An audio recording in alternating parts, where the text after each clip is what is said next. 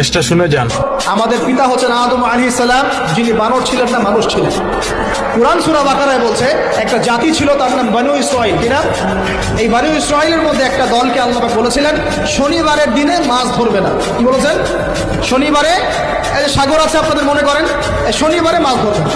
তো বনু ইসরাঈল বেশি চালাক, অতি চালাক, যারা ওই যে প্যালেস্টাইন দখল করে বসে আছে, ওরা দাবি করে আর কি, আসলে এরা সত্যিকারের বনু ইসরাঈল নয়, এরা ইউরোপিয়ান জিউস, এরা কিন্তু সত্যিকারের বনু ইসরাঈল নয়।